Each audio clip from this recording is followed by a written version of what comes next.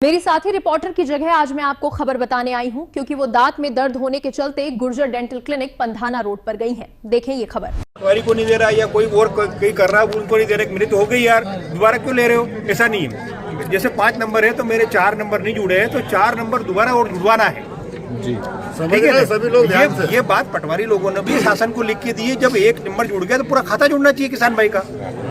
ये पटवारियों की भी आपत्ति है। शासन के जो पोर्टल है उसमें इन्होंने भी ज्ञापन दिया है कि मेरे 5 नंबर थे तो एक बार में मेरे 5 नंबर जुड़ जाना चाहिए, किंतु ऐसा नहीं हुआ, एक ही नंबर जुड़ा है। तो इनकी भी आपत्ति है पटवारी लोगों की।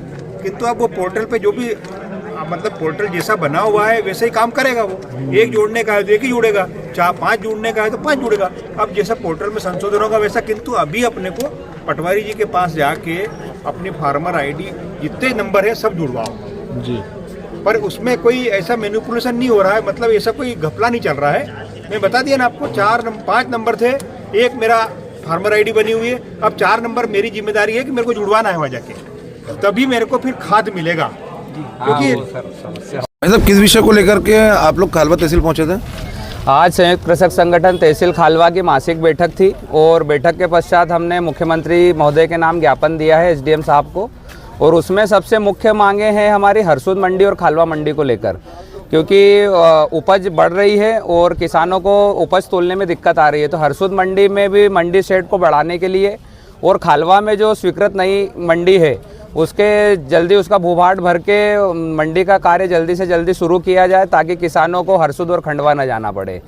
फसल बीमा जो कि 2025 का मिलना था अभी तक बहुत से किसानों को नहीं मिला है और कुछ जगह तो ये भी हुआ है कि 60% नुकसानी की स्थिति में भी कंपनी ने केवल 12% की राशि अभी भुगतान की है।